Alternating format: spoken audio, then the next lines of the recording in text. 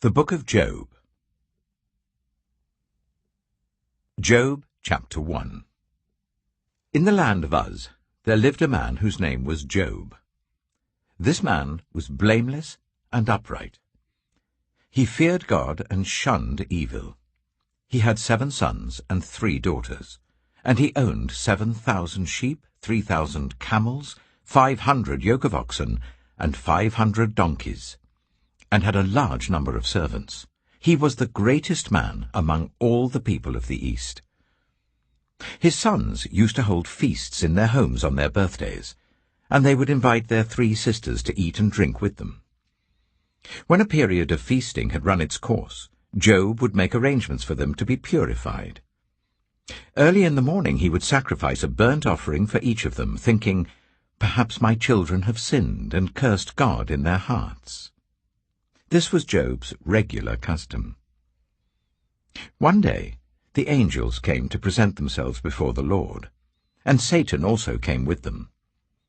The Lord said to Satan, "Where have you come from?" Satan answered the Lord, "From roaming throughout the earth, going to and fro on it." Then the Lord said to Satan, "Have you considered my servant Job? There is no one on earth like him. He is blameless and upright, a man who fears God and shuns evil." "Does Job fear God for nothing?" Satan replied. "Have you not put a hedge around him and his household and everything he has? You have blessed the work of his hands, so that his flocks and herds are spread throughout the land. But now stretch out your hand and strike everything he has, and he will surely curse you to your face." The Lord said to Satan, "Very well then. Everything he has is in your power. But on the man himself do not lay a finger." Then Satan went out from the presence of the Lord. One day, when Job's sons and daughters were feasting and drinking wine at the eldest brother's house, a messenger came to Job and said, "The oxen were ploughing and the donkeys were grazing nearby, and the Sabeans attacked and made off with them. They put the servants to the sword, and I am the only one who has escaped to tell you." While he was still speaking, another messenger came and said, "The fire of God fell from the heavens and burned up the sheep and the servants, and I am the only one who has escaped to tell you." While he was still speaking, another messenger came and said, "The Chaldeans formed 3 raiding parties and swept down on your camels and made off with them. They put the servants to the sword, and I am the only one who has escaped to tell you." While he was still speaking, yet another messenger came and said, "Your sons and daughters were feasting and drinking wine at the eldest brother's house, when suddenly a mighty wind swept in from the desert and struck the 4 corners of the house. It collapsed on them, and they are dead. And I am the only one who has escaped to tell you." At this, Job got up and tore his robe and shaved his head. Then he fell to the ground in worship and said, "Naked I came from my mother's womb, and naked I shall depart.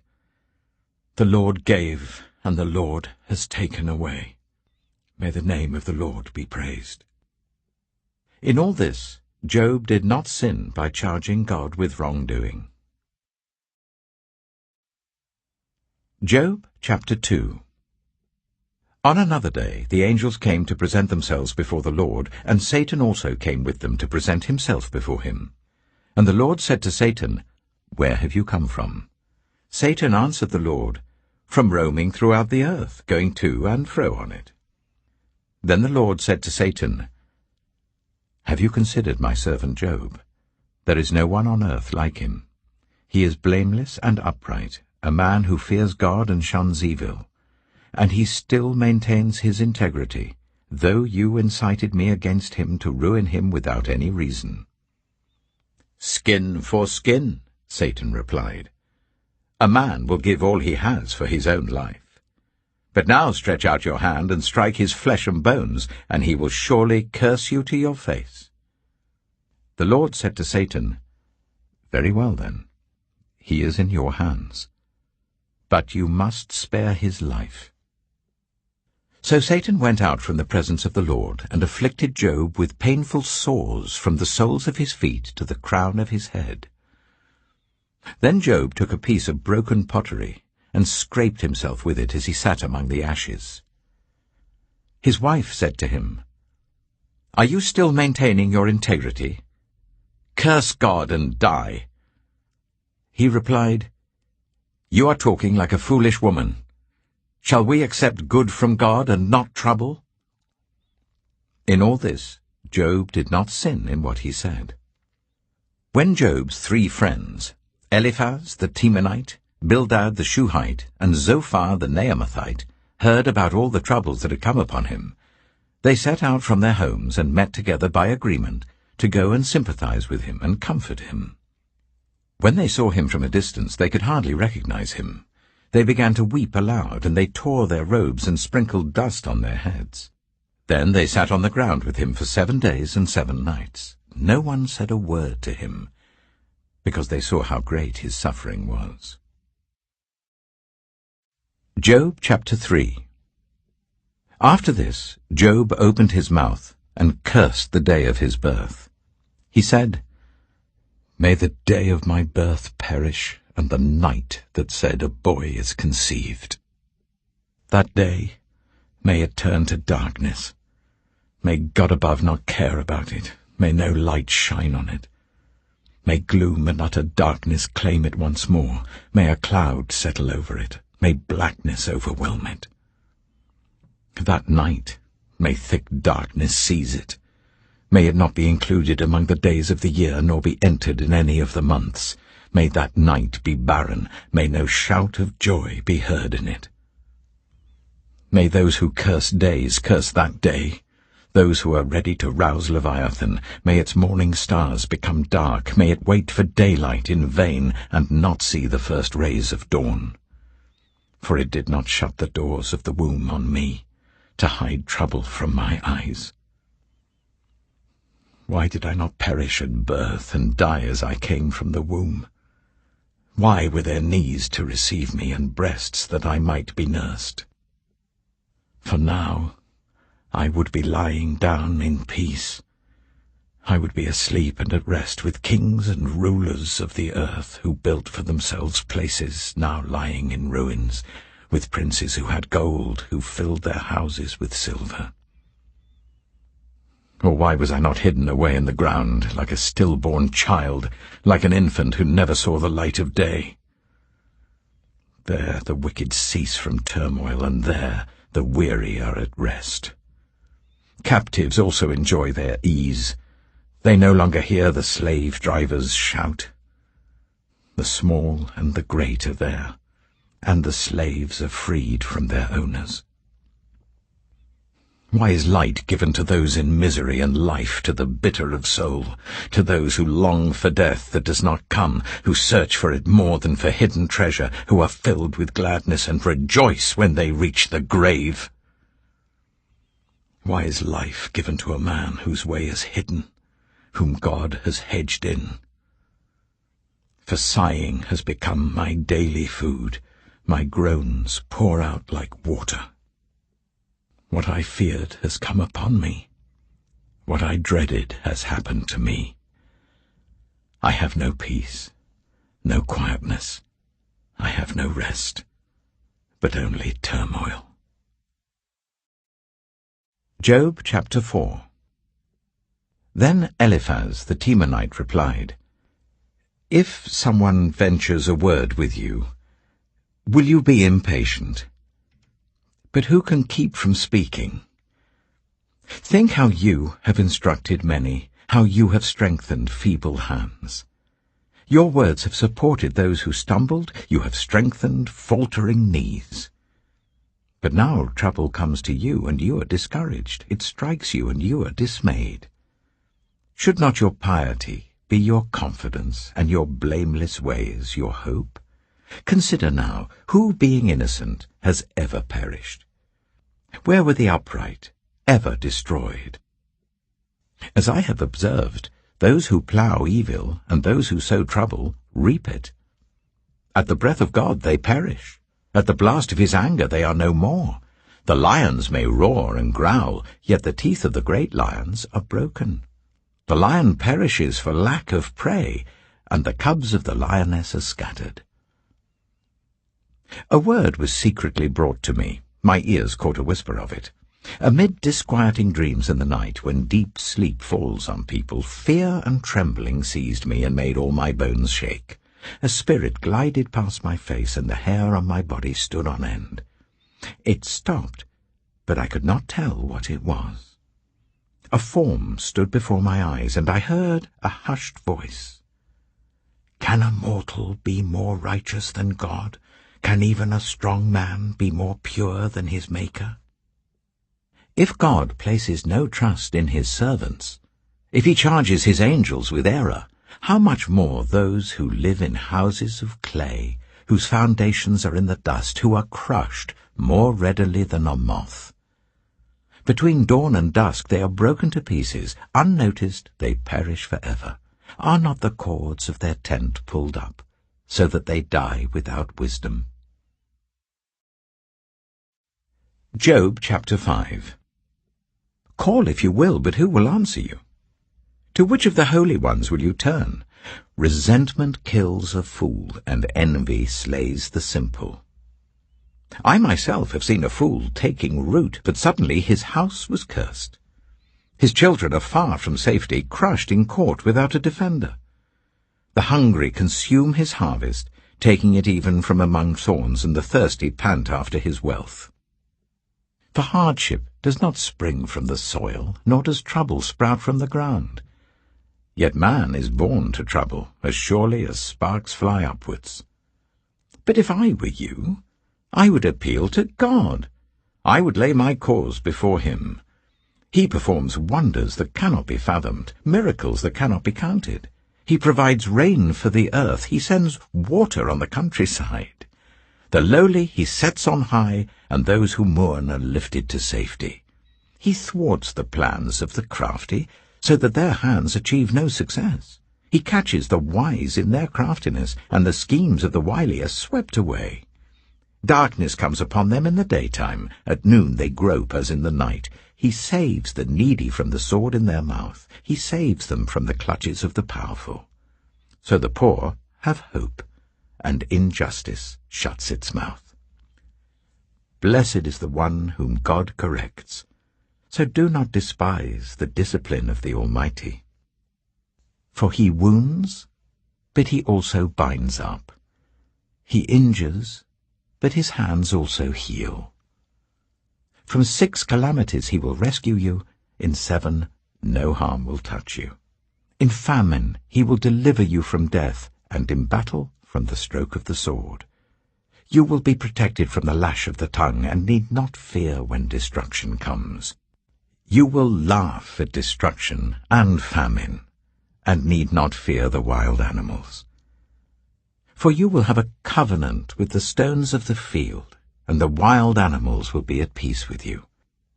You will know that your tent is secure.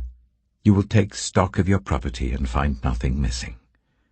You will know that your children will be many, and your descendants like the grass of the earth. You will come to the grave in full vigor, like sheaves gathered in season. We have examined this, and it is true. So hear it, and apply it to yourself. Job chapter 6. Then Job replied, If only my anguish could be weighed, and all my misery be placed on the scales. It would surely outweigh the sand of the seas. No wonder my words have been impetuous. The arrows of the Almighty are in me. My spirit drinks in their poison. God's terrors are marshalled against me. Does a wild donkey bray when it has grass, or an ox bellow when it has fodder? Is tasteless food eaten without salt, or is there flavor in the sap of the mallow? I refuse to touch it. Such food makes me ill. Oh, that I might have my request, that God would grant what I hope for, that God would be willing to crush me, to let loose his hand and cut off my life. Then I would still have this consolation, my joy in unrelenting pain, that I had not denied the words of the Holy One. What strength do I have that I should still hope? What prospects that I should be patient? Do I have the strength of stone? Is my flesh bronze? Do I have any power to help myself now that success has been driven from me? Anyone who withholds kindness from a friend forsakes the fear of the Almighty. But my brothers are as undependable as intermittent streams, as the streams that overflow when darkened by thawing ice and swollen with melting snow, but that stop flowing in the dry season and in the heat vanish from their channels. Caravans turn aside from their routes. They go off into the wasteland and perish. The caravans of Tema look for water. The travelling merchants of Sheba look in hope. They are distressed because they had been confident. They arrive there only to be disappointed. Now you, too, have proved to be of no help. You see something dreadful and are afraid. Have I ever said, "Give something on my behalf, pay a ransom for me from your wealth, deliver me from the hand of the enemy, rescue me from the clutches of the ruthless"? Teach me, and I will be quiet. Show me where I have been wrong. How painful are honest words. But what do your arguments prove? Do you mean to correct what I say and treat my desperate words as wind? You would even cast lots for the fatherless and barter away your friend. But now be so kind as to look at me. Would I lie to your face? Relent, do not be unjust. Reconsider, for my integrity is at stake. Is there any wickedness on my lips?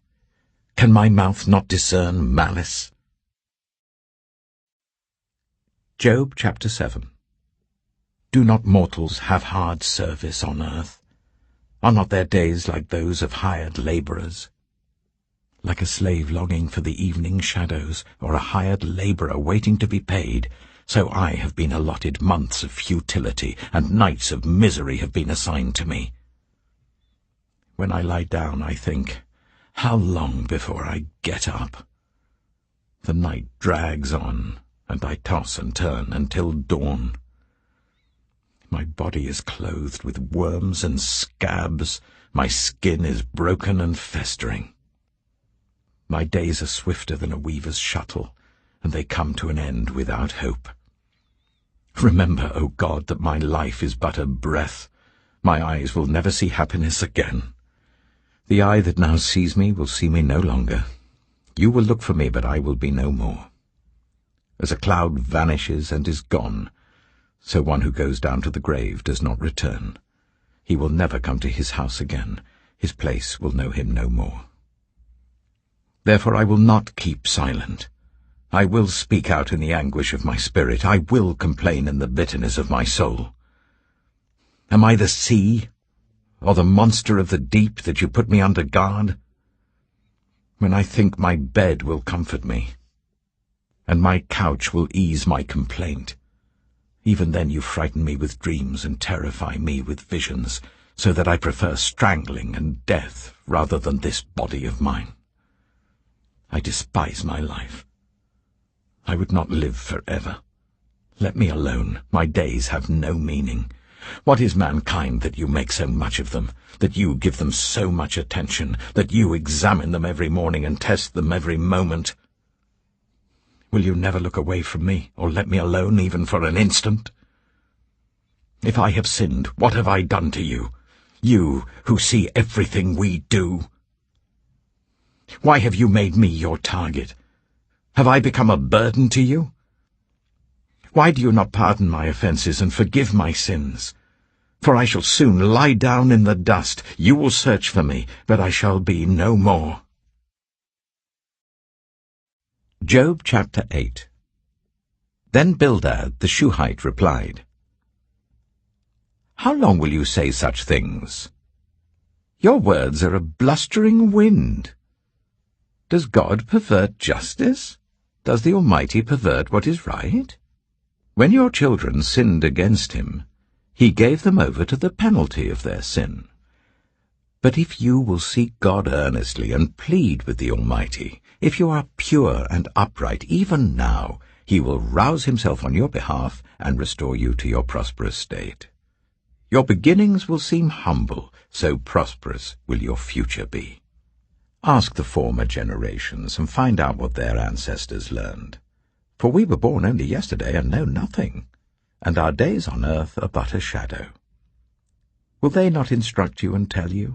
Will they not bring forth words from their understanding? Can papyrus grow tall where there is no marsh? Can reeds thrive without water? While still growing and uncut, they wither more quickly than grass. Such is the destiny of all who forget God. So perishes the hope of the godless. What they trust in is fragile. What they rely on is a spider's web. They lean on the web, but it gives way. They cling to it, but it does not hold. They are like a well-watered plant in the sunshine, spreading its shoots over the garden. It entwines its roots round a pile of rocks and looks for a place among the stones. But when it is torn from its spot, that place disowns it and says, I never saw you. Surely its life withers away, and from the soil other plants grow. Surely God does not reject one who is blameless, or strengthen the hands of evildoers. He will yet fill your mouth with laughter and your lips with shouts of joy. Your enemies will be clothed in shame, and the tents of the wicked will be no more. Job chapter 9. Then Job replied, Indeed, I know that this is true. But how can mere mortals prove their innocence before God? Though they wished to dispute with him, they could not answer him one sin 1,000 times. His wisdom is profound, his power is vast. Who has resisted him and come out unscathed? He moves mountains without their knowing it and overturns them in his anger. He shakes the earth from its place and makes its pillars tremble. He speaks to the sun, and it does not shine. He seals off the light of the stars. He alone stretches out the heavens and treads on the waves of the sea. He is the maker of the Bear and Orion, the Pleiades and the constellations of the south. He performs wonders that cannot be fathomed, miracles that cannot be counted. When he passes me, I cannot see him. When he goes by, I cannot perceive him. If he snatches away, who can stop him? Who can say to him, What are you doing? God does not restrain his anger. Even the cohorts of Rahab cowered at his feet. How then can I dispute with him? How can I find words to argue with him? Though I were innocent, I could not answer him. I could only plead with my judge for mercy. Even if I summoned him and he responded, I do not believe he would give me a hearing. He would crush me with a storm and multiply my wounds for no reason. He would not let me catch my breath, but would overwhelm me with misery. If it is a matter of strength, he is mighty. And if it is a matter of justice, who can challenge him? Even if I were innocent, my mouth would condemn me. If I were blameless, it would pronounce me guilty. Although I am blameless, I have no concern for myself. I despise my own life. It is all the same. That is why I say, he destroys both the blameless and the wicked. When a scourge brings sudden death, he mocks the despair of the innocent. When a land falls into the hands of the wicked, he blindfolds its judges. If it is not he, then who is it? My days are swifter than a runner. They fly away without a glimpse of joy. They skim past like boats of papyrus, like eagles swooping down on their prey. If I say, I will forget my complaint, I will change my expression and smile, I still dread all my sufferings, for I know you will not hold me innocent. Since I am already found guilty, why should I struggle in vain? Even if I washed myself with soap and my hands with cleansing powder, you would plunge me into a slime pit so that even my clothes would detest me. He is not a mere mortal like me, that I might answer him, that we might confront each other in court. If only there was someone to mediate between us, someone to bring us together, someone to remove God's rod from me, so that his terror would frighten me no more. Then I would speak up without fear of him. But as it now stands with me, I cannot.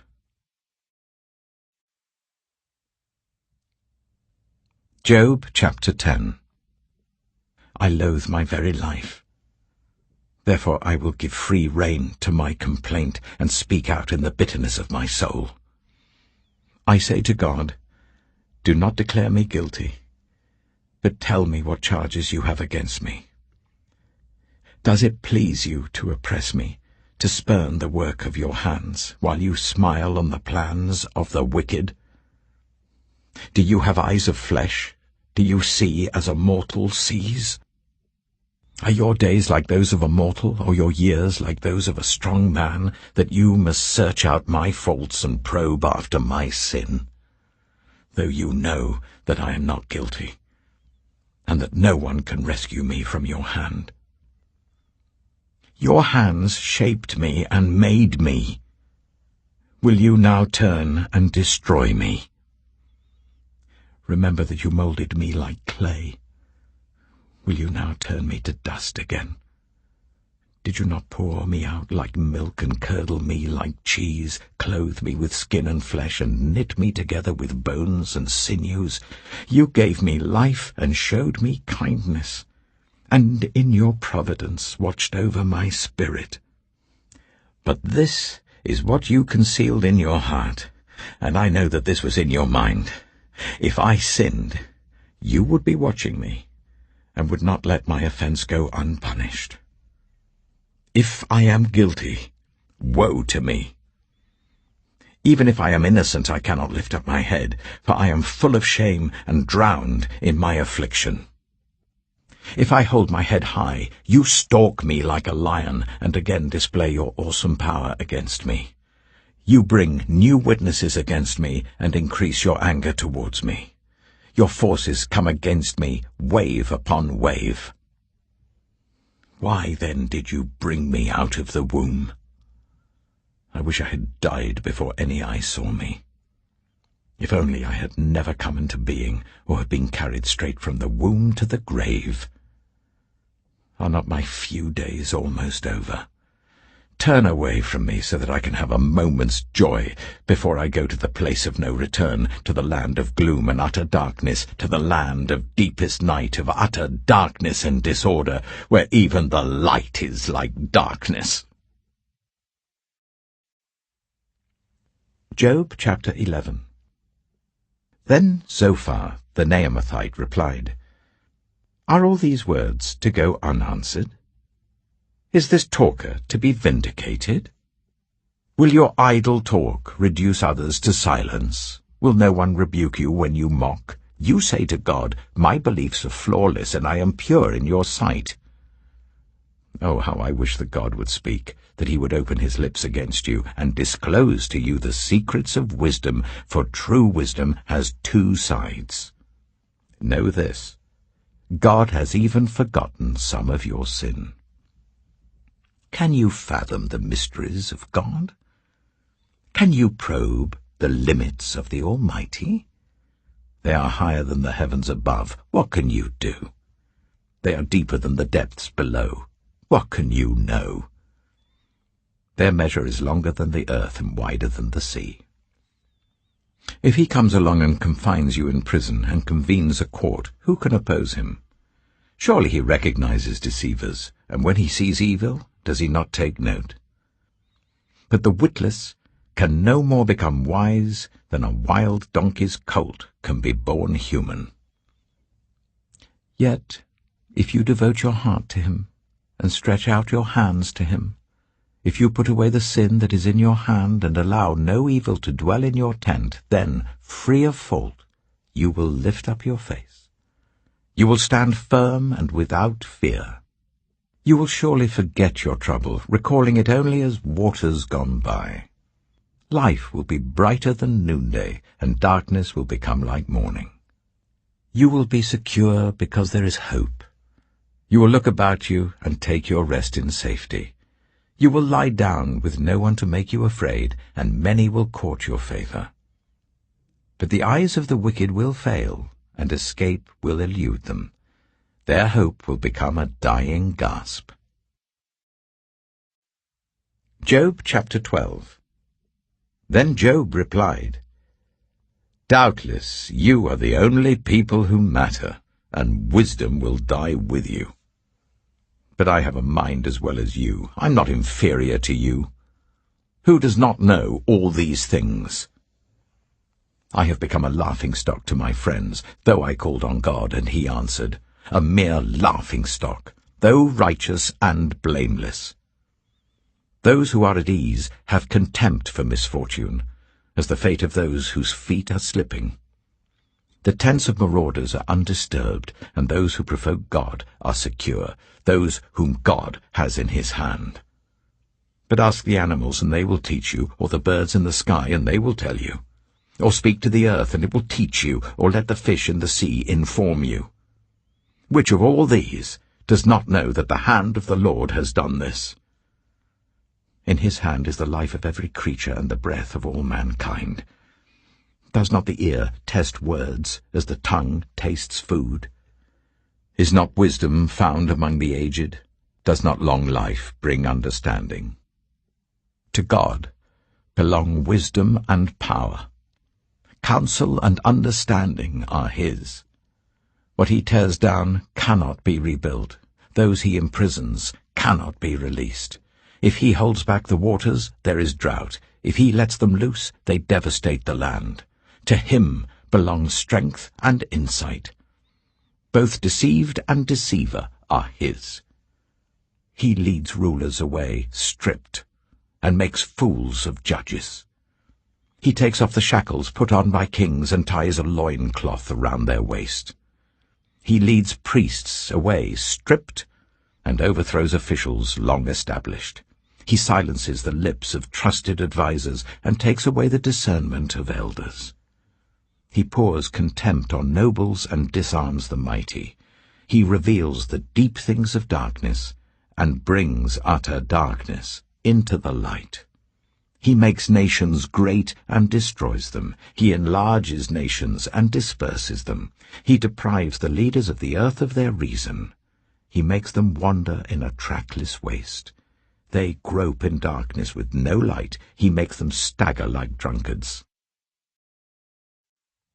Job chapter 13. My eyes have seen all this. My ears have heard and understood it. What you know I also know. I'm not inferior to you. But I desire to speak to the Almighty, and to argue my case with God. You, however, smear me with lies. You are worthless physicians, all of you. If only you would be altogether silent. For you, that would be wisdom. Hear now my argument. Listen to the pleas of my lips. Will you speak wickedly on God's behalf? Will you speak deceitfully for him? Will you show him partiality? Will you argue the case for God? Would it turn out well if he examined you? Could you deceive him as you might deceive a mortal? He would surely call you to account if you secretly showed partiality. Would not his splendor terrify you? Would not the dread of him fall on you? Your maxims are proverbs of ashes. Your defenses are defenses of clay. Keep silent and let me speak. Then let come to me what may. Why do I put myself in jeopardy and take my life in my hands? Though he slay me, yet will I hope in him. I will surely defend my ways to his face. Indeed, this will turn out for my deliverance, for no godless person would dare come before him. Listen carefully to what I say. Let my words ring in your ears. Now that I have prepared my case, I know I will be vindicated. Can anyone bring charges against me? If so, I will be silent and die. Only grant me these two things, God, and then I will not hide from you. Withdraw your hand far from me, and stop frightening me with your terrors. Then summon me, and I will answer, or let me speak, and you reply to me. How many wrongs and sins have I committed? Show me my offense and my sin. Why do you hide your face and consider me your enemy? Will you torment a wind-blown leaf? Will you chase after dried chaff? For you write down bitter things against me and make me reap the sins of my youth. You fasten my feet in shackles. You keep close watch on all my paths by putting marks on the soles of my feet. So man wastes away like something rotten, like a garment eaten by moths. Job chapter 14. Mortals, born of woman, are of few days and full of trouble. They spring up like flowers and wither away, like fleeting shadows. They do not endure. Do you fix your eye on them? Will you bring them before you for judgment? Who can bring what is pure from the impure? No one. A person's days are determined. You have decreed the number of his months, and have set limits he cannot exceed. So look away from him and let him alone, till he has put in his time like a hired labourer. At least there is hope for a tree. If it is cut down, it will sprout again, and its new shoots will not fail. Its roots may grow old in the ground, and its stump die in the soil, yet at the scent of water it will bud and put forth shoots like a plant. But a man dies and is laid low. He breathes his last and is no more. As the water of a lake dries up, or a riverbed becomes parched and dry, so he lies down and does not rise. Till the heavens are no more, people will not awake or be roused from their sleep. If only you would hide me in the grave, and conceal me till your anger has passed. If only you would set me a time and then remember me. If someone dies, will they live again? All the days of my hard service I will wait for my renewal to come. You will call, and I will answer you. You will long for the creature your hands have made. Surely then you will count my steps, but not keep track of my sin. My offences will be sealed up in a bag. You will cover over my sin. But as a mountain erodes and crumbles, and as a rock is moved from its place, as water wears away stones and torrents wash away the soil, so you destroy a person's hope. You overpower them once for all, and they are gone. You change their countenance and send them away. If their children are honoured, they do not know it. If their children are brought low, they do not see it. They feel but the pain of their own bodies and mourn only for themselves. Job chapter 15. Then Eliphaz the Temanite replied, Would a wise person answer with empty notions, or fill their belly with the hot east wind? Would they argue with useless words, with speeches that have no value? But you even undermine piety and hinder devotion to God. Your sin prompts your mouth. You adopt the tongue of the crafty. Your own mouth condemns you, not mine. Your own lips testify against you. Are you the first man ever born? Were you brought forth before the hills? Do you listen in on God's counsel? Do you have a monopoly on wisdom?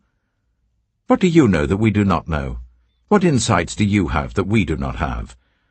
The grey-haired and the aged are on our side, men even older than your father. Are God's consolations not enough for you, words spoken gently to you? Why has your heart carried you away, and why do your eyes flash, so that you vent your rage against God and pour out such words from your mouth? What are mortals, that they could be pure? Or those born of woman, that they could be righteous? If God places no trust in his holy ones, if even the heavens are not pure in his eyes, how much less mortals, who are vile and corrupt, who drink up evil like water? Listen to me, and I will explain to you. Let me tell you what I have seen, what the wise have declared, hiding nothing received from their ancestors, to whom alone the land was given when no foreigners moved among them. All his days the wicked man suffers torment, the ruthless man, through all the years stored up for him. Terrifying sounds fill his ears. When all seems well, marauders attack him. He despairs of escaping the realm of darkness. He is marked for the sword. He wanders about for food like a vulture. He knows the day of darkness is at hand. Distress and anguish fill him with terror. Troubles overwhelm him, like a king poised to attack, because he shakes his fist at God and vaunts himself against the Almighty, defiantly charging against him with a thick, strong shield. Though his face is covered with fat, and his waist bulges with flesh, he will inhabit ruined towns and houses where no one lives, houses crumbling to rubble. He will no longer be rich, and his wealth will not endure, nor will his possessions spread over the land. He will not escape the darkness. A flame will wither his shoots, and the breath of God's mouth will carry him away. Let him not deceive himself by trusting what is worthless, for he will get nothing in return. Before his time he will wither, and his branches will not flourish. He will be like a vine stripped of its unripe grapes, like an olive tree shedding its blossoms. For the company of the godless will be barren, and fire will consume the tents of those who love bribes. They conceive trouble and give birth to evil. Their womb fashions deceit. Job chapter 16. Then Job replied, I have heard many things like these. You're miserable comforters, all of you. Will your long-winded speeches never end? What ails you that you keep on arguing? I also could speak like you if you were in my place. I could make fine speeches against you and shake my head at you. But my mouth would encourage you. Comfort from my lips would bring you relief. Yet if I speak, my pain is not relieved, and if I refrain, it does not go away. Surely, God, you have worn me out. You have devastated my entire household. You have shriveled me up, and it has become a witness. My gauntness rises up and testifies against me. God assails me and tears me in his anger and gnashes his teeth at me. My opponent fastens on me his piercing eyes. People open their mouths to jeer at me. They strike my cheek in scorn and unite together against me. God has turned me over to the ungodly and thrown me into the clutches of the wicked. All was well with me, but he shattered me. He seized me by the neck and crushed me. He has made me his target. His archers surround me. Without pity, he pierces my kidneys and spills my gall on the ground. Again and again he bursts upon me. He rushes at me like a warrior. I have sewed sackcloth over my skin and buried my brow in the dust. My face is red with weeping. Dark shadows ring my eyes. Yet my hands have been free of violence, and my prayer is pure. Earth, do not cover my blood. May my cry never be laid to rest. Even now my witness is in heaven, my advocate is on high. My intercessor is my friend, as my eyes pour out tears to God. On behalf of a man, he pleads with God as one pleads for a friend. Only a few years will pass before I take the path of no return. Job chapter 17. My spirit is broken, my days are cut short, the grave awaits me. Surely mockers surround me. My eyes must dwell on their hostility. Give me, O God, the pledge you demand. Who else will put up security for me? You have closed their minds to understanding, therefore you will not let them triumph. If anyone denounces their friends for reward, the eyes of their children will fail. God has made me a byword to everyone, a man in whose face people spit. My eyes have grown dim with grief. My whole frame is but a shadow. The upright are appalled at this. The innocent are aroused against the ungodly. Nevertheless, the righteous will hold to their ways, and those with clean hands will grow stronger. But come on, all of you. Try again. I will not find a wise man among you. My days have passed, my plans are shattered. Yet the desires of my heart turn night into day. In the face of the darkness, light is near. If the only home I hope for is the grave, if I spread out my bed in the realm of darkness, if I say to corruption, you are my father, and to the worm, my mother, or my sister, where then is my hope? Who can see any hope for me?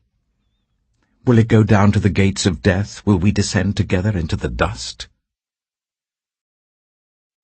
Job chapter 18. Then Bildad the Shuhite replied, When will you end these speeches? Be sensible, and then we can talk. Why are we regarded as cattle and considered stupid in your sight, you who tear yourself to pieces in your anger? Is the earth to be abandoned for your sake, or must the rocks be moved from their place? The lamp of a wicked man is snuffed out, the flame of his fire stops burning. The light in his tent becomes dark, the lamp beside him goes out. The vigour of his step is weakened, his own schemes throw him down. His feet thrust him into a net. He wanders into its mesh. A trap seizes him by the heel, a snare holds him fast. A noose is hidden for him on the ground, a trap lies in his path. Terrors startle him on every side, and dog his every step. Calamity is hungry for him. Disaster is ready for him when he falls. It eats away parts of his skin. Death's firstborn devours his limbs. He is torn from the security of his tent and marched off to the king of terrors. Fire resides in his tent. Burning sulphur is scattered over his dwelling. His roots dry up below, and his branches wither above. The memory of him perishes from the earth. He has no name in the land. He is driven from light into the realm of darkness and is banished from the world. He has no offspring or descendants among his people, no survivor where once he lived. People of the west are appalled at his fate. Those of the east are seized with horror. Surely such is the dwelling of an evil man. Such is the place of one who does not know God. Job chapter 19. Then Job replied, How long will you torment me and crush me with words? 10 times now you have reproached me.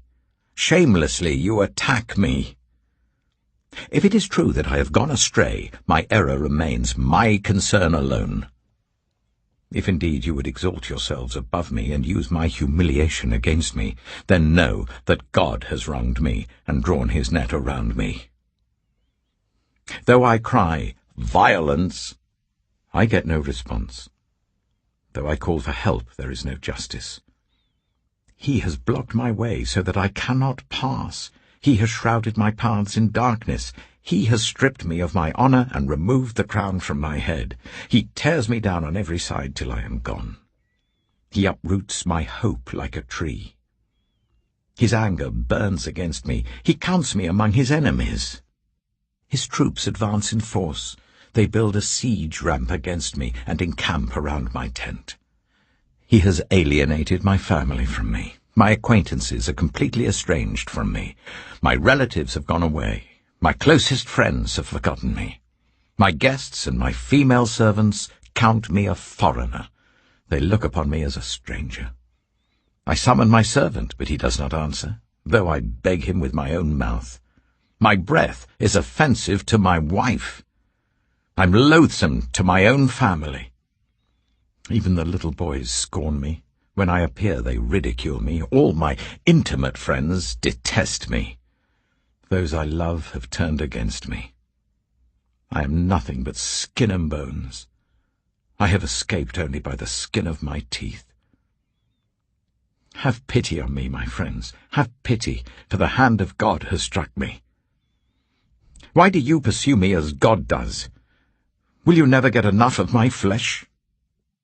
Oh, that my words were recorded, that they were written on a scroll, that they were inscribed with an iron tool on lead or engraved in rock forever.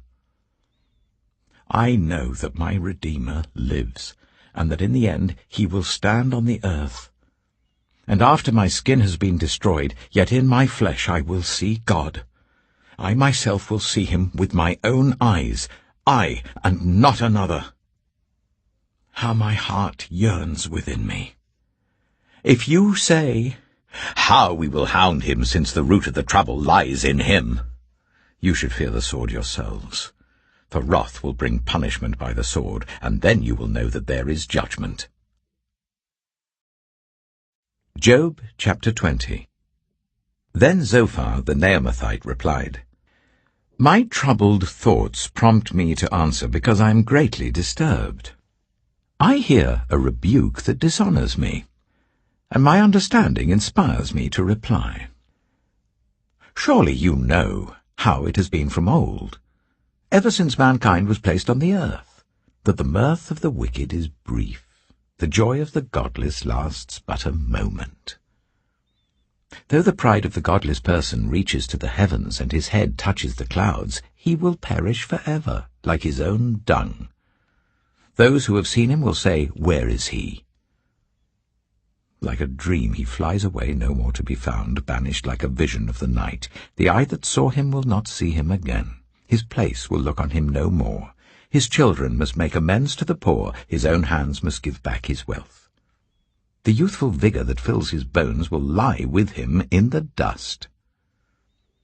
Though evil is sweet in his mouth, and he hides it under his tongue, though he cannot bear to let it go, and lets it linger in his mouth, yet his food will turn sour in his stomach.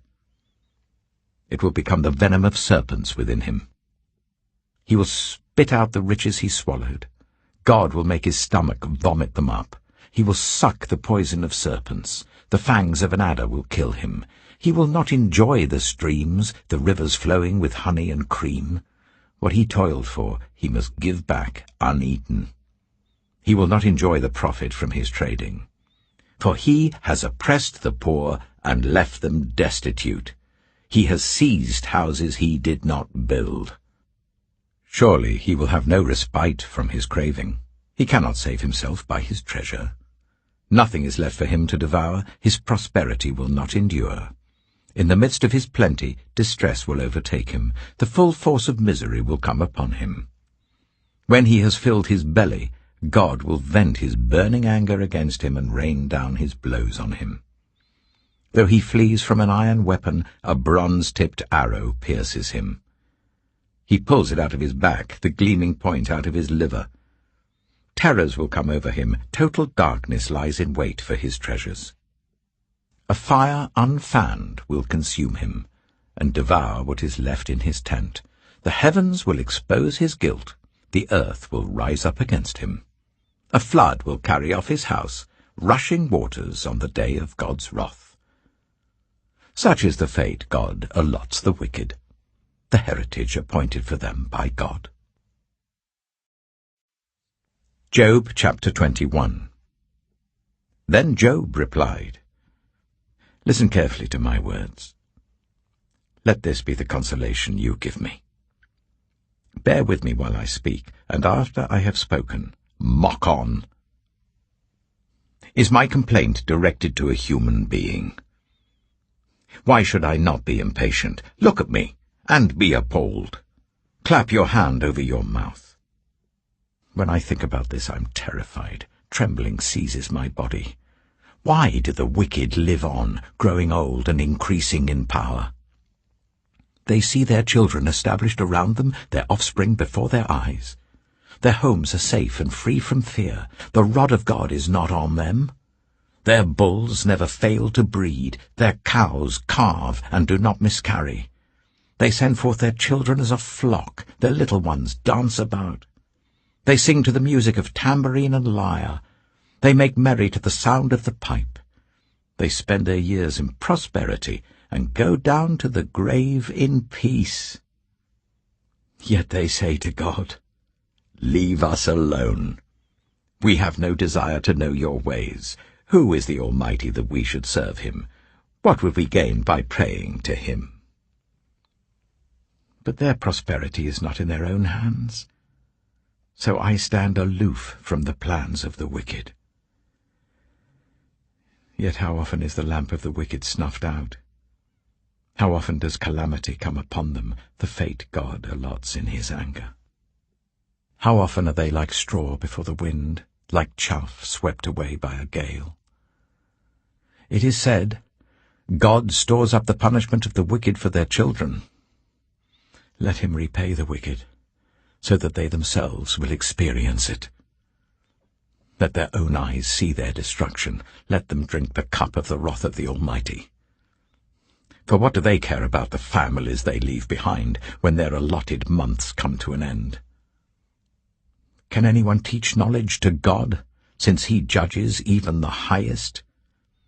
One person dies in full vigor, completely secure and at ease, well-nourished in body, bones rich with marrow. Another dies in bitterness of soul, never having enjoyed anything good. And side by side they lie in the dust, and worms cover them both. I know full well what you're thinking, the schemes by which you would wrong me. You say, "Where now is the house of the great, the tents where the wicked lived?" Have you never questioned those who travel? Have you paid no regard to their accounts?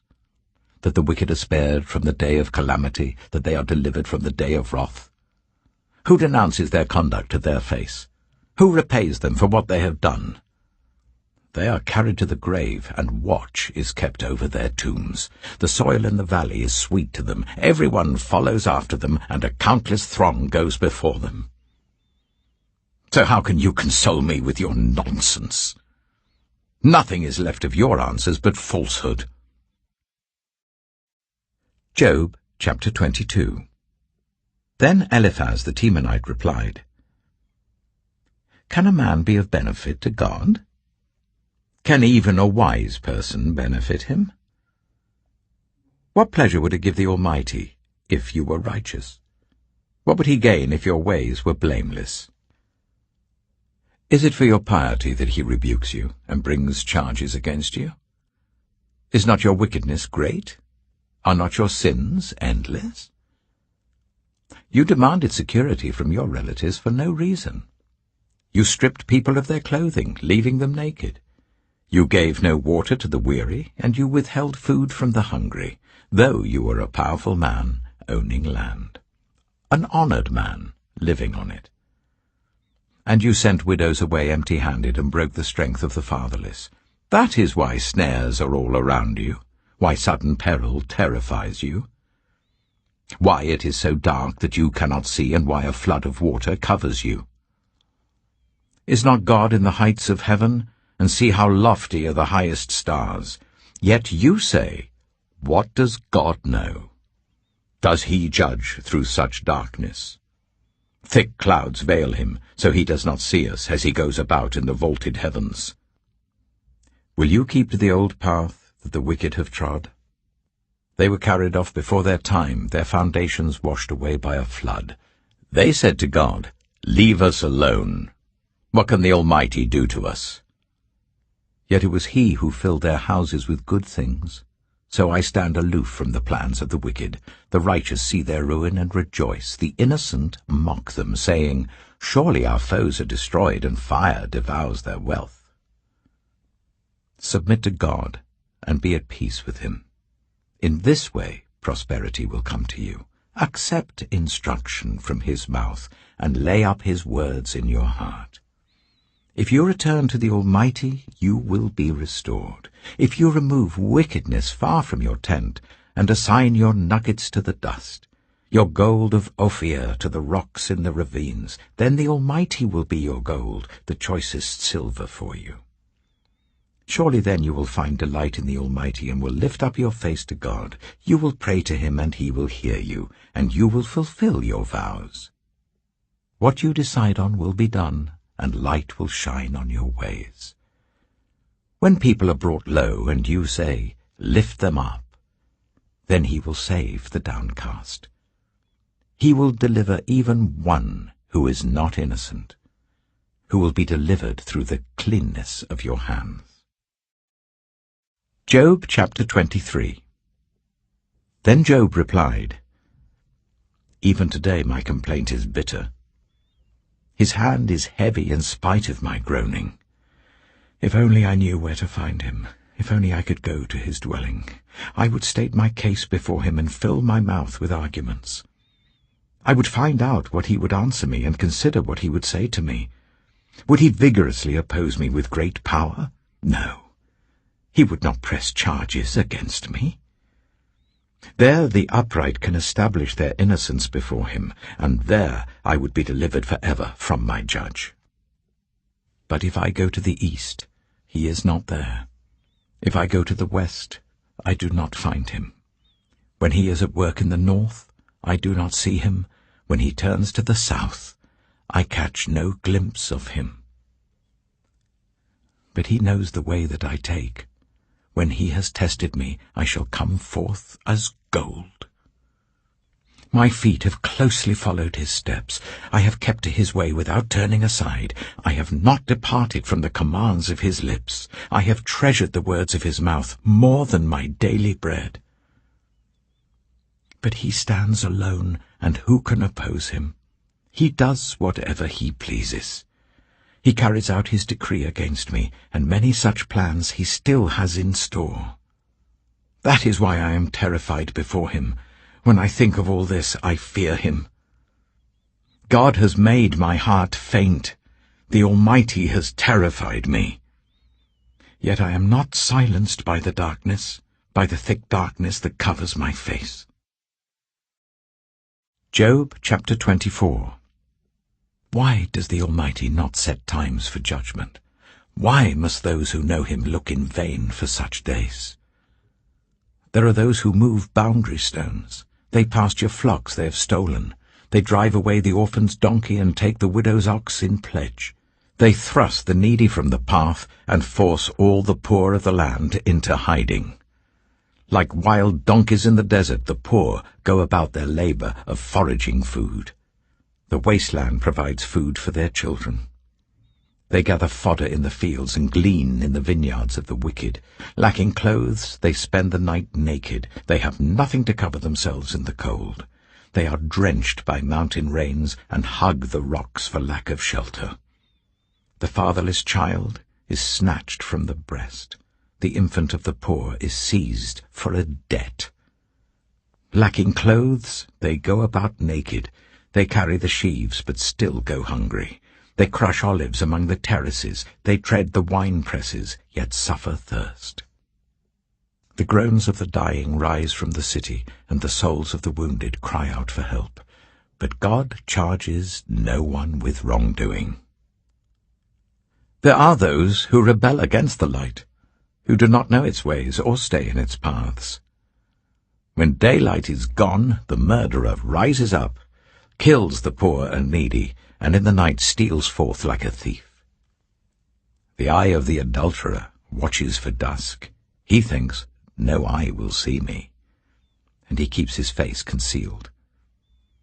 In the dark, thieves break into houses, but by day they shut themselves in.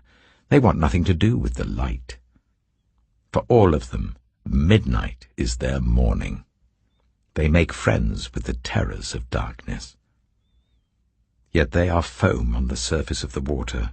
Their portion of the land is cursed, so that no one goes to the vineyards. As heat and drought snatch away the melted snow, so the grave snatches away those who have sinned. The womb forgets them, the worm feasts on them. The wicked are no longer remembered, but are broken like a tree.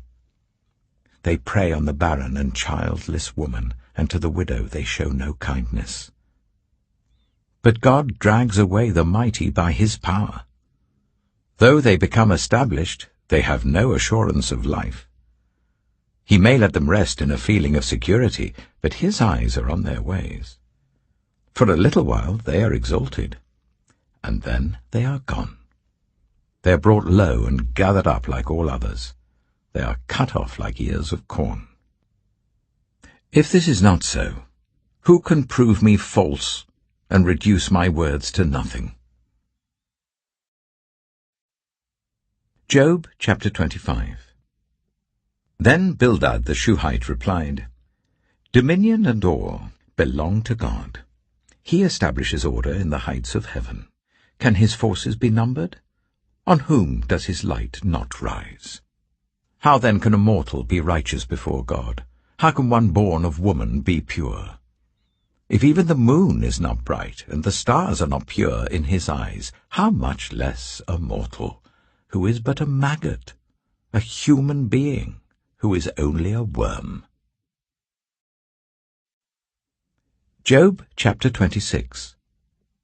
Then Job replied, How you have helped the powerless! How you have saved the arm that is feeble! What advice you have offered to one without wisdom!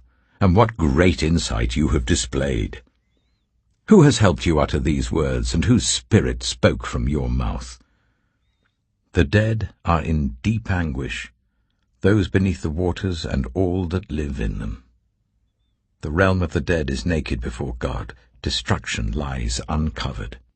He spreads out the northern skies over empty space. He suspends the earth over nothing. He wraps up the waters in his clouds, yet the clouds do not burst under their weight. He covers the face of the full moon, spreading his clouds over it. He marks out the horizon on the face of the waters for a boundary between light and darkness. The pillars of the heavens quake, aghast at his rebuke. By his power he churned up the sea. By his wisdom he cut Rahab to pieces. By his breath the skies became fair. His hand pierced the gliding serpent. And these are but the outer fringe of his works. How faint the whisper we hear of him! Who then can understand the thunder of his power? Job chapter 27. And Job continued his discourse. As surely as God lives, who has denied me justice, the Almighty who has made my life bitter. As long as I have life within me, the breath of God in my nostrils, my lips will not say anything wicked, and my tongue will not utter lies. I will never admit you are in the right. Till I die, I will not deny my integrity. I will maintain my innocence and never let go of it. My conscience will not reproach me as long as I live. May my enemy be like the wicked, my adversary like the unjust. For what hope have the godless when they are cut off, when God takes away their life? Does God listen to their cry when distress comes upon them? Will they find delight in the Almighty? Will they call on God at all times? I will teach you about the power of God. The ways of the Almighty I will not conceal. You have all seen this yourselves. Why then this meaningless talk?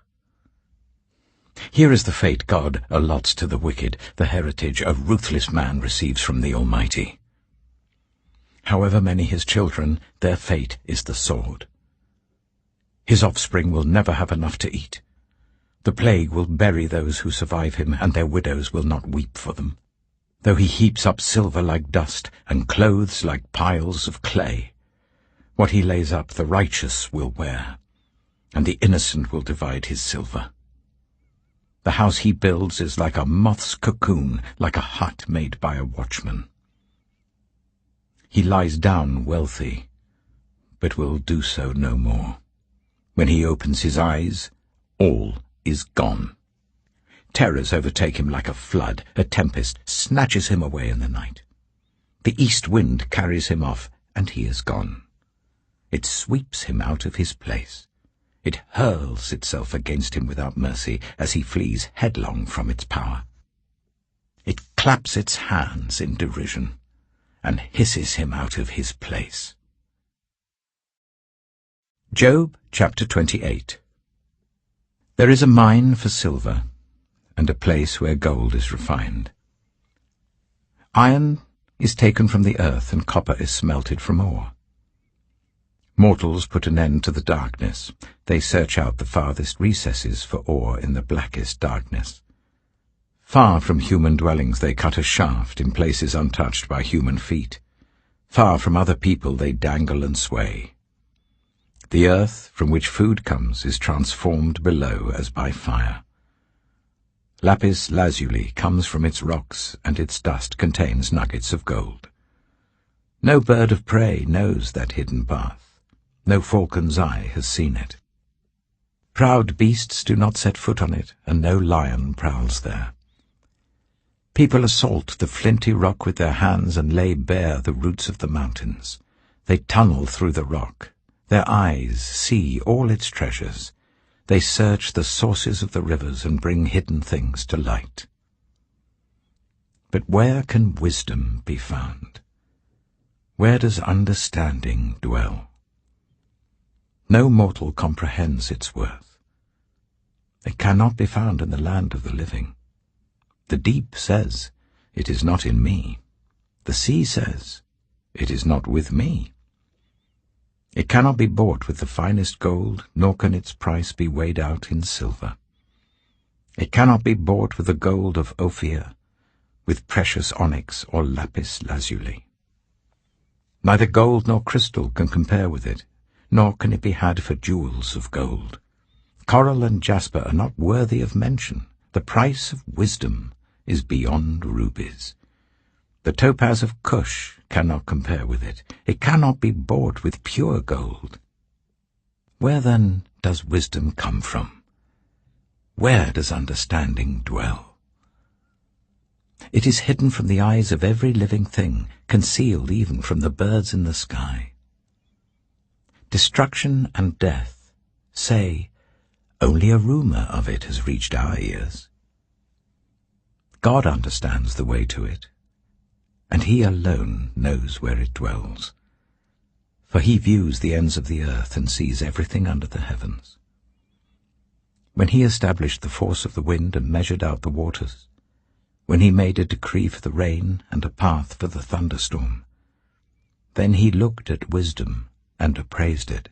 He confirmed it and tested it. And he said to the human race, "The fear of the Lord, that is wisdom, and to shun evil is understanding."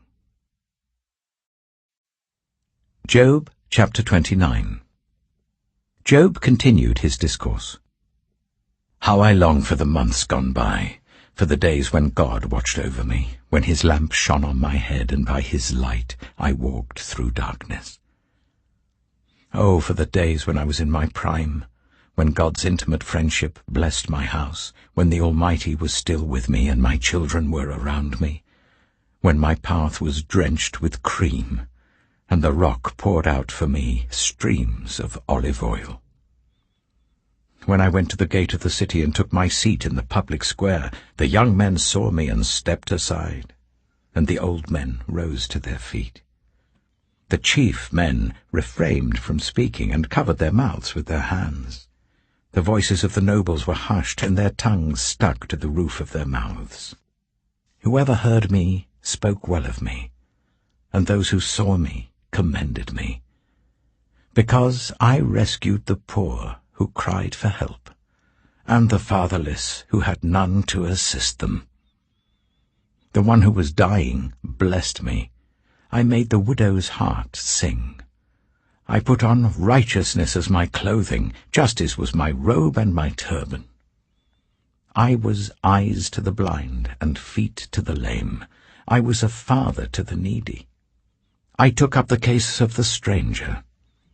I broke the fangs of the wicked and snatched the victims from their teeth.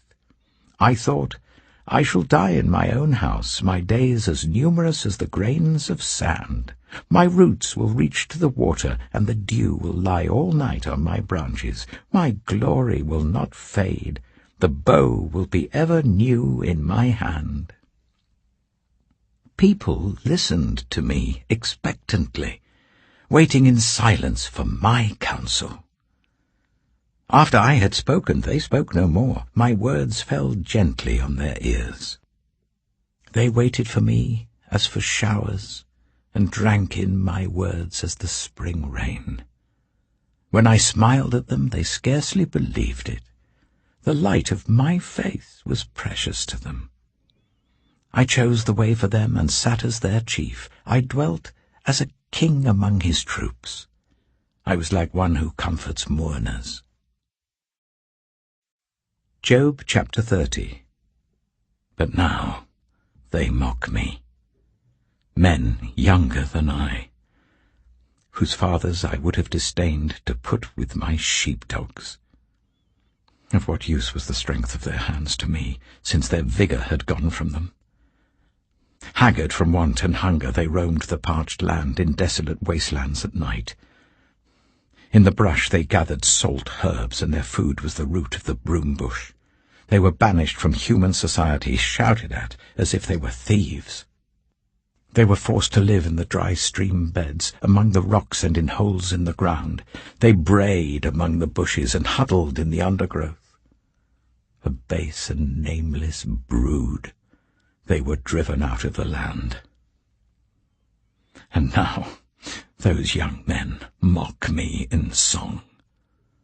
I have become a byword among them. They detest me and keep their distance. They do not hesitate to spit in my face. Now that God has unstrung my bow and afflicted me, they throw off restraint in my presence. On my right the tribe attacks. They lay snares for my feet. They build their siege ramps against me. They break up my road. They succeed in destroying me. No one can help him, they say. They advance as through a gaping breach. Amid the ruins they come rolling in. Terrors overwhelm me. My dignity is driven away as by the wind. My safety vanishes like a cloud. And now my life ebbs away. Days of suffering grip me. Night pierces my bones. My gnawing pains never rest. In his great power, God becomes like clothing to me. He binds me like the neck of my garment. He throws me into the mud, and I am reduced to dust and ashes. I cry out to you, God, but you do not answer. I stand up, but you merely look at me. You turn on me ruthlessly. With the might of your hand you attack me. You snatch me up and drive me before the wind. You toss me about in the storm. I know you will bring me down to death, to the place appointed for all the living. Surely no one lays a hand on a broken man when he cries for help in his distress. Have I not wept for those in trouble? Has not my soul grieved for the poor?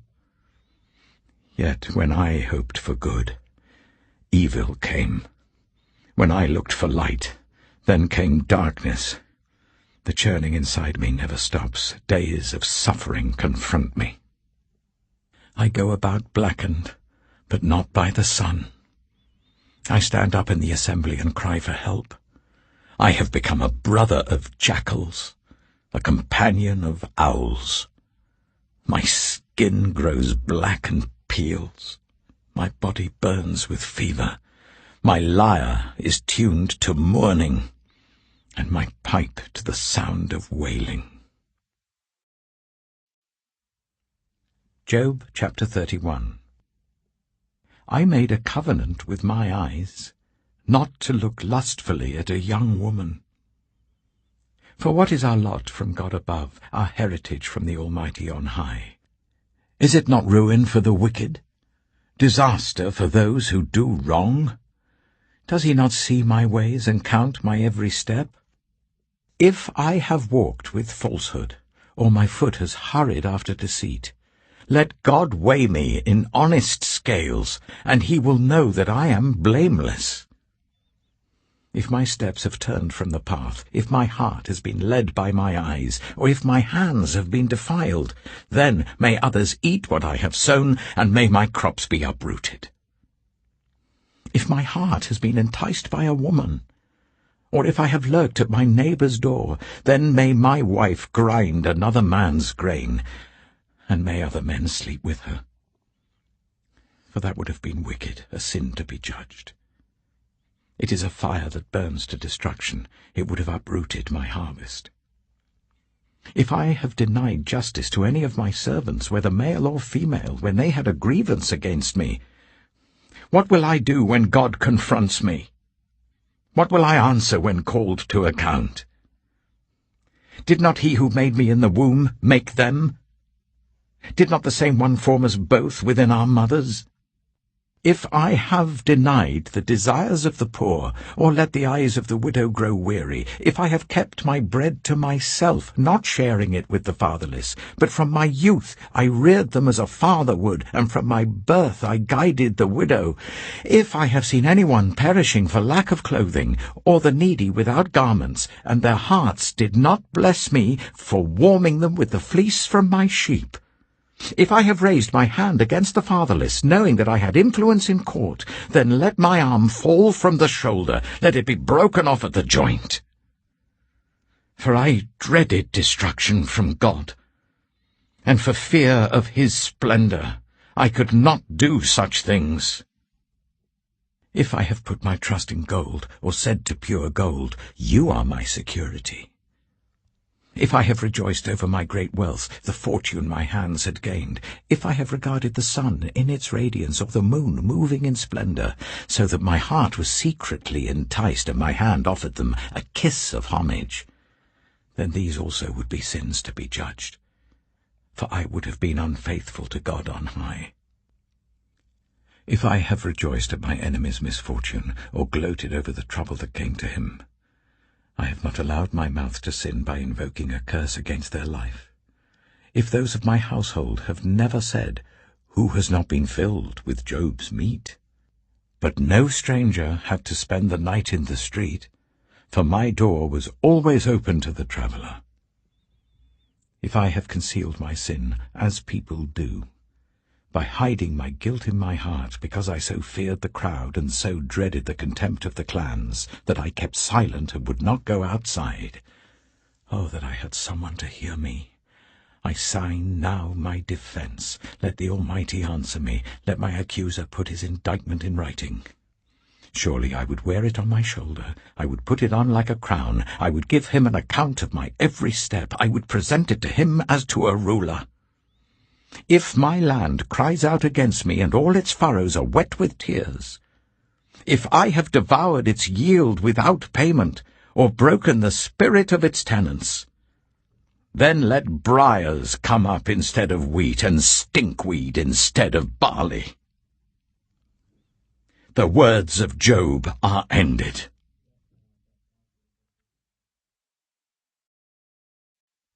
Job chapter 32.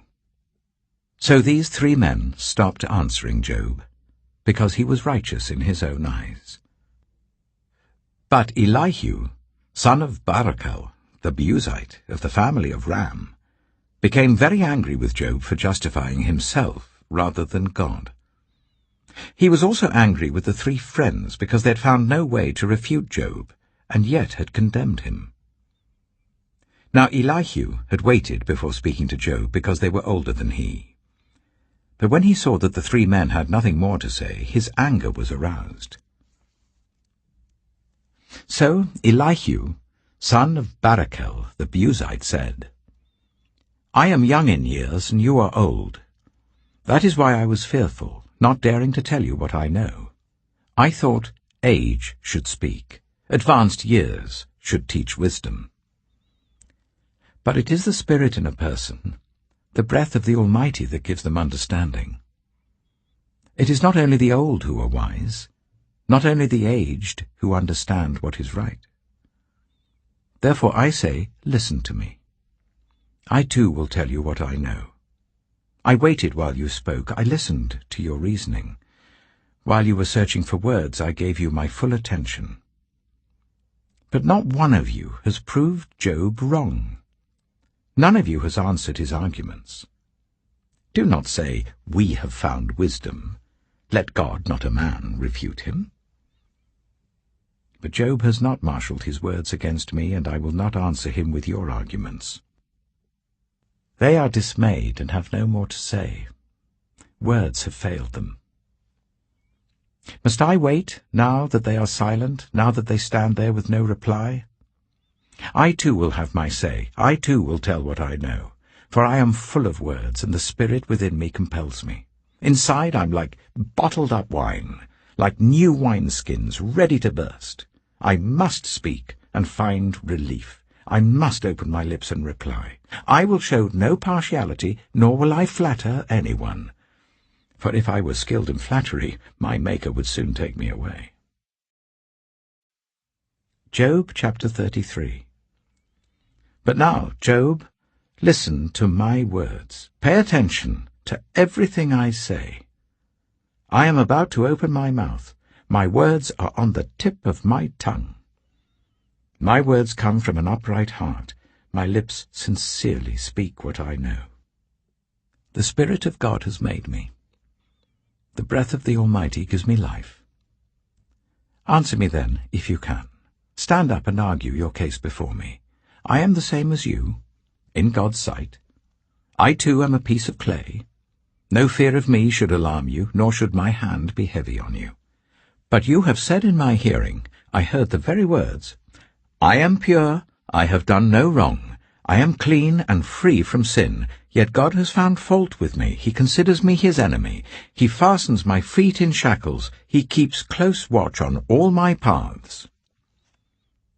But I tell you, in this you are not right. For God is greater than any mortal. Why do you complain to him that he responds to no one's words? For God does speak, now one way, now another, though no one perceives it. In a dream, in a vision of the night, when deep sleep falls on people as they slumber in their beds, he may speak in their ears and terrify them with warnings, to turn them from wrongdoing and keep them from pride, to preserve them from the pit, their lives from perishing by the sword. Or someone may be chastened on a bed of pain, with constant distress in their bones, so that their body finds food repulsive and their soul loathes the choicest meal. Their flesh wastes away to nothing, and their bones, once hidden, now stick out. They draw near to the pit, and their life to the messengers of death. Yet if there is an angel at their side, a messenger, 1 out of 1,000, sent to tell them how to be upright, and he is gracious to that person and says to God, Spare them from going down to the pit.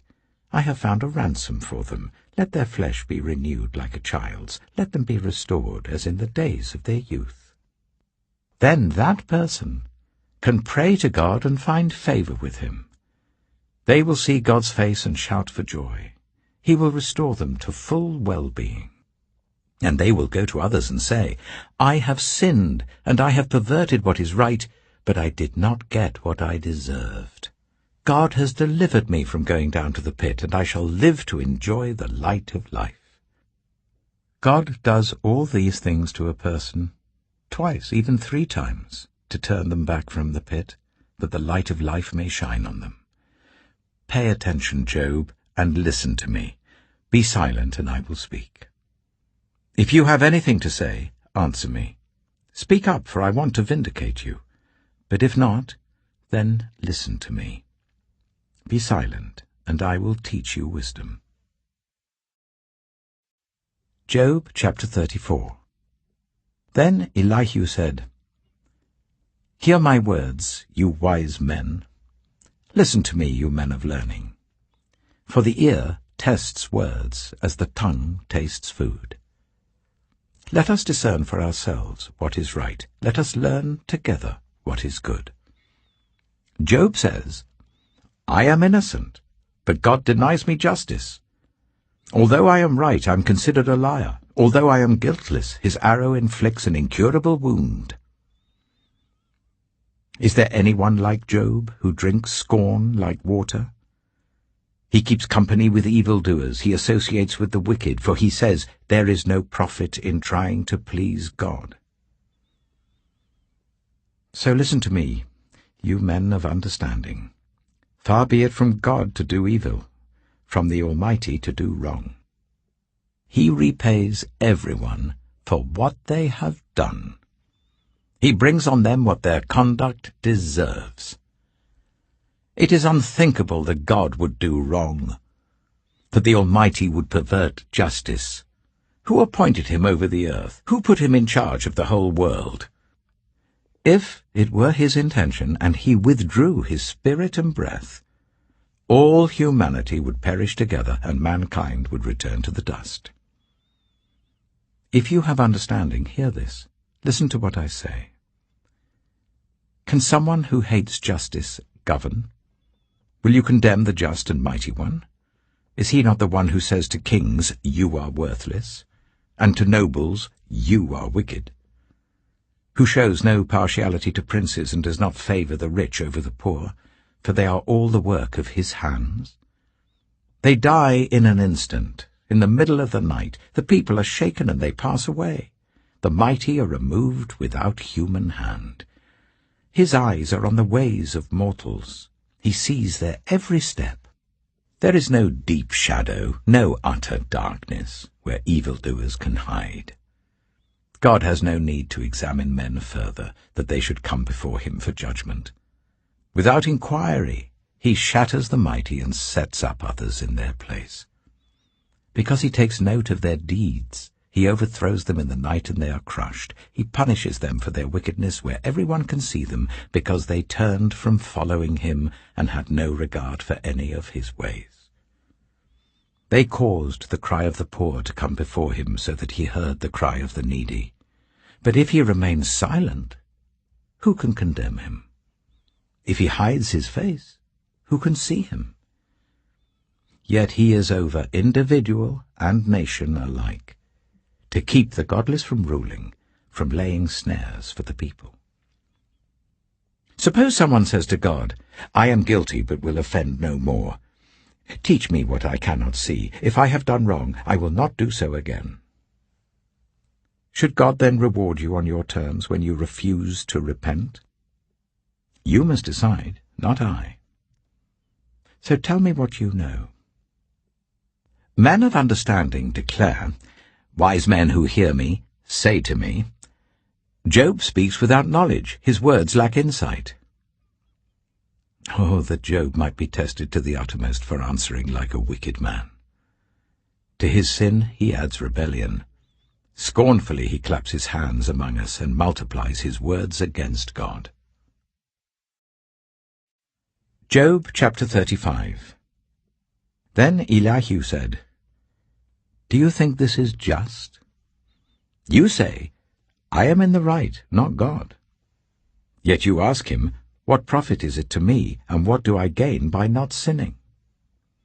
I would like to reply to you, and to your friends with you. Look up at the heavens and see. Gaze at the clouds so high above you. If you sin, how does that affect him? If your sins are many, what does that do to him? If you are righteous, what do you give to him, or what does he receive from your hand? Your wickedness only affects humans like yourself, and your righteousness only other people. People cry out under a load of oppression. They plead for relief from the arm of the powerful, but no one says, Where is God my Maker, who gives songs in the night, who teaches us more than he teaches the beasts of the earth, and makes us wiser than the birds in the sky? He does not answer when people cry out because of the arrogance of the wicked. Indeed, God does not listen to their empty plea. The Almighty pays no attention to it. How much less, then, will he listen when you say that you do not see him, that your case is before him, and you must wait for him, and further, that his anger never punishes, and he does not take the least notice of wickedness. So Job opens his mouth with empty talk. Without knowledge he multiplies words. Job chapter 36. Elihu continued, Bear with me a little longer, and I will show you that there is more to be said on God's behalf. I get my knowledge from afar. I will ascribe justice to my Maker. Be assured that my words are not false. One who has perfect knowledge is with you. God is mighty, but despises no one. He is mighty and firm in his purpose. He does not keep the wicked alive, but gives the afflicted their rights.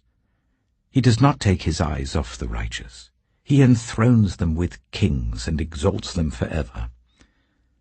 But if people are bound in chains, held fast by cords of affliction, he tells them what they have done, that they have sinned arrogantly. He makes them listen to correction and commands them to repent of their evil. If they obey and serve him, they will spend the rest of their days in prosperity and their years in contentment. But if they do not listen, they will perish by the sword and die without knowledge. The godless in heart harbor resentment. Even when he fetters them, they do not cry for help. They die in their youth among male prostitutes of the shrines. But those who suffer, he delivers in their suffering. He speaks to them in their affliction. He is wooing you from the jaws of distress to a spacious place, free from restriction, to the comfort of your table, laden with choice food. But now you are laden with judgment due to the wicked. Judgment and justice have taken hold of you. Be careful that no one entices you by riches. Do not let a large bribe turn you aside. Would your wealth, or even all your mighty efforts, sustain you, so you would not be in distress? Do not long for the night to drag people away from their homes. Beware of turning to evil, which you seem to prefer to affliction. God is exalted in his power. Who is a teacher like him? Who has prescribed his ways for him, or said to him, "You have done wrong"? Remember to extol his work, which people have praised in song. All humanity has seen it. Mortals gaze on it from afar. How great is God, beyond our understanding. The number of his years is past finding out. He draws up the drops of water which distill as rain to the streams. The clouds pour down their moisture, and abundant showers fall on mankind. Who can understand how he spreads out the clouds, how he thunders from his pavilion? See how he scatters his lightning about him, bathing the depths of the sea. This is the way he governs the nations and provides food in abundance. He fills his hands with lightning and commands it to strike its mark. His thunder announces the coming storm. Even the cattle make known its approach. Job chapter 37. At this, my heart pans and leaps from its place. Listen. Listen to the roar of his voice, to the rumbling that comes from his mouth. He unleashes his lightning beneath the whole heaven and sends it to the ends of the earth. After that comes the sound of his roar. He thunders with his majestic voice. When his voice resounds, he holds nothing back. God's voice thunders in marvelous ways. He does great things beyond our understanding. He says to the snow, "Fall on the earth," and to the rain shower, "Be a mighty downpour." So that everyone he has made may know his work, he stops all people from their labor. The animals take cover, they remain in their dens. The tempest comes out from its chamber, the cold from the driving winds. The breath of God produces ice, and the broad waters become frozen. He loads the clouds with moisture. He scatters his lightning through them. At his direction, they swirl around over the face of the whole earth to do whatever he commands them. He brings the clouds to punish people, or to water his earth and show his love. Listen to this, Job. Stop and consider God's wonders. Do you know how God controls the clouds and makes his lightning flash? Do you know how the clouds hang poised, those wonders of him who is perfect in knowledge? You who swelter in your clothes when the land lies hushed under the south wind, Can you join him in spreading out the skies, hard as a mirror of cast bronze? Tell us what we should say to him. We cannot draw up our case because of our darkness. Should he be told that I want to speak? Would anyone ask to be swallowed up?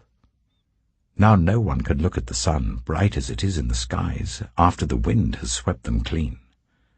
Out of the north he comes in golden splendor.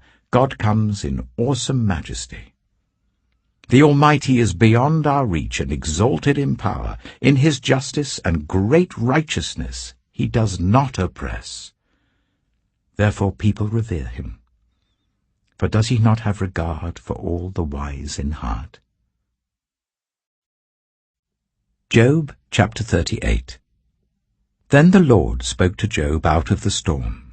He said, Who is this that obscures my plans with words without knowledge? Brace yourself like a man. I will question you, and you shall answer me.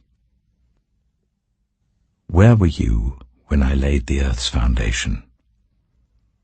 Tell me if you understand. Who marked off its dimensions? Surely you know. Who stretched a measuring line across it? On what were its footings set? Or who laid its cornerstone, while the morning stars sang together and all the angels shouted for joy? Who shut up the sea behind doors when it burst forth from the womb? When I made the clouds its garment and wrapped it in thick darkness, when I fixed limits for it and set its doors and bars in place, when I said, This far you may come and no farther. Here is where your proud waves halt. Have you ever given orders to the morning, or shown the dawn its place, that it might take the earth by the edges and shake the wicked out of it? The earth takes shape like clay under a seal. Its features stand out like those of a garment. The wicked are denied their light, and their upraised arm is broken. Have you journeyed to the springs of the sea, or walked in the recesses of the deep? Have the gates of death been shown to you? Have you seen the gates of the deepest darkness? Have you comprehended the vast expanses of the earth? Tell me if you know all this. What is the way to the abode of light? And where does darkness reside? Can you take them to their places? Do you know the paths to their dwellings? Surely you know, for you were already born. You have lived so many years. Have you entered the storehouses of the snow, or seen the storehouses of the hail, which I reserve for times of trouble, for days of war and battle? What is the way to the place where the lightning is dispersed, or the place where the east winds are scattered over the earth? Who cuts a channel for the torrents of rain, and a path for the thunderstorm, to water a land where no one lives, an uninhabited desert, to satisfy a desolate wasteland, and make it sprout with grass? Does the rain have a father? Who fathers the drops of dew? From whose womb comes the ice? Who gives birth to the frost from the heavens, when the waters become hard as stone, when the surface of the deep is frozen? Can you bind the chains of the Pleiades? Can you loosen Orion's belt? Can you bring forth the constellations in their seasons, or lead out the bear with its cubs? Do you know the laws of the heavens? Can you set up God's dominion over the earth? Can you raise your voice to the clouds and cover yourself with a flood of water? Do you send the lightning bolts on their way? Do they report to you, Here we are? Who gives the ibis wisdom, or gives the cockerel understanding? Who has the wisdom to count the clouds? Who can tip over the water jars of the heavens when the dust becomes hard, and the clods of earth stick together. Do you hunt the prey for the lioness, and satisfy the hunger of the lions when they crouch in their dens or lie in wait in a thicket? Who provides food for the raven when its young cry out to God and wander about for lack of food? Job chapter 39. Do you know when the mountain goats give birth? Do you watch when the doe bears her fawn? Do you count the months till they bear? Do you know the time they give birth? They crouch down and bring forth their young. Their labor pains are ended. Their young thrive and grow strong in the wilds. They leave and do not return. Who let the wild donkey go free? Who untied its ropes? I gave it the wasteland as its home, the salt flats as its habitat.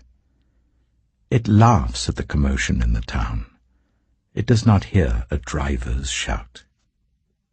It ranges the hills for its pasture and searches for any green thing. Will the wild ox consent to serve you? Will it stay by your manger at night?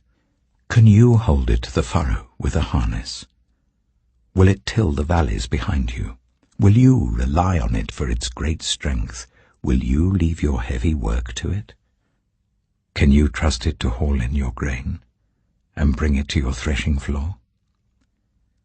The wings of the ostrich flap joyfully, though they cannot compare with the wings and feathers of the stork.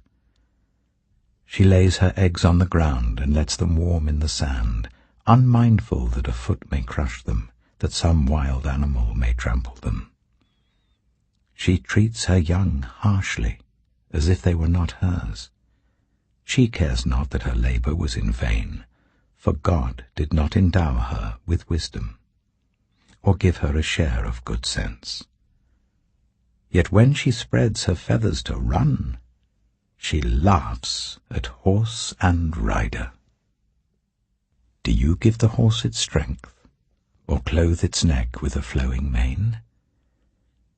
Do you make it leap like a locust, striking terror with its proud snorting? It paws fiercely, rejoicing in its strength, and charges into the fray. It laughs at fear, afraid of nothing. It does not shy away from the sword. The quiver rattles against its side, along with the flashing spear and lance. In frenzied excitement, it eats up the ground. It cannot stand still when the trumpet sounds. At the blast of the trumpet it snorts, aha! It catches the scent of battle from afar, the shout of commanders and the battle cry. Does the hawk take flight by your wisdom and spread its wings towards the south? Does the eagle soar at your command and build its nest on high? It dwells on a cliff and stays there at night. A rocky crag is its stronghold. From there it looks for food. Its eyes detect it from afar. Its young ones feast on blood, and where the slain are, there it is. Job chapter 40. The Lord said to Job, Will the one who contends with the Almighty correct him? Let him who accuses God answer him. Then Job answered the Lord, I am unworthy. How can I reply to you? I put my hand over my mouth. I spoke once, but I have no answer. Twice, but I will say no more. Then the Lord spoke to Job out of the storm. Brace yourself like a man. I will question you, and you shall answer me. Would you discredit my justice? Would you condemn me to justify yourself? Do you have an arm like God's, and can your voice thunder like his? Then adorn yourself with glory and splendor, and clothe yourself in honor and majesty. Unleash the fury of your wrath, Look at all who are proud and bring them low. Look at all who are proud and humble them. Crush the wicked where they stand. Bury them all in the dust together. Shroud their faces in the grave. Then I myself will admit to you that your own right hand can save you. Look at Behemoth, which I made along with you, and which feeds on grass like an ox. What strength it has in its loins, what power in the muscles of its belly. Its tail sways like a cedar, the sinews of its thighs are close knit. Its bones are tubes of bronze, its limbs like rods of iron. It ranks first among the works of God, yet its maker can approach it with his sword. The hills bring it their produce, and all the wild animals play nearby. Under the lotus plant it lies, hidden among the reeds in the marsh. The lotuses conceal it in their shadow, the poplars by the stream surround it. A raging river does not alarm it. It is secure, though the Jordan should surge against its mouth. Can anyone capture it by the eyes, or trap it and pierce its nose? Job chapter 41. Can you pull in Leviathan with a fishhook, or tie down its tongue with a rope? Can you put a cord through its nose, or pierce its jaw with a hook?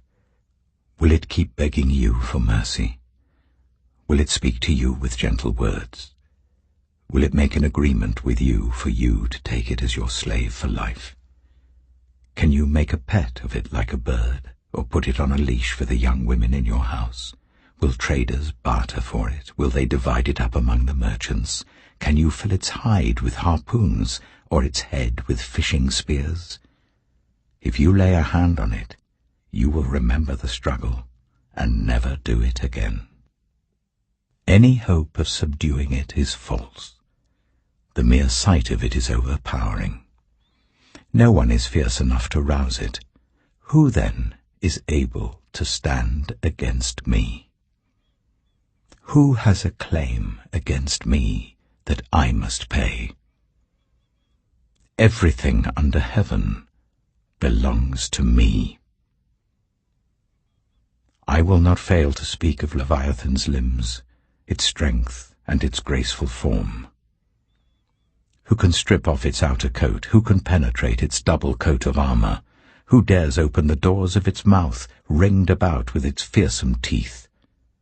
Its back has rows of shields tightly sealed together. Each is so close to the next that no air can pass between. They are joined fast to one another. They cling together and cannot be parted. Its snorting throws out flashes of light. Its eyes are like the rays of dawn. Flames stream from its mouth. Sparks of fire shoot out. Smoke pours from its nostrils as from a boiling pot over burning reeds. Its breath sets coals ablaze, and flames dart from its mouth. Strength resides in its neck, dismay goes before it. The folds of its flesh are tightly joined. They are firm and immovable. Its chest is hard as rock, hard as a lower millstone. When it rises up, the mighty are terrified. They retreat before its thrashing. The sword that reaches it has no effect, nor does the spear or the dart or the javelin. Iron it treats like straw, and bronze like rotten wood. Arrows do not make it flee. Slingstones are like chaff to it. A club seems to it but a piece of straw. It laughs at the rattling of the lance. Its undersides are jagged potsherds, leaving a trail in the mud like a threshing sledge. It makes the depths churn like a boiling cauldron, and stirs up the sea like a pot of ointment. It leaves a glistening wake behind it. One would think the deep had white hair. Nothing on earth is its equal, a creature without fear. It looks down on all that are haughty. It is king over all that are proud. Job chapter 42. Then Job replied to the Lord, I know that you can do all things. No purpose of yours can be thwarted. You asked, 'Who is this that obscures my plans without knowledge?' Surely I spoke of things I did not understand, things too wonderful for me to know. You said, 'Listen now, and I will speak. I will question you, and you shall answer me.' My ears had heard of you, but now my eyes have seen you. Therefore I despise myself and repent in dust and ashes."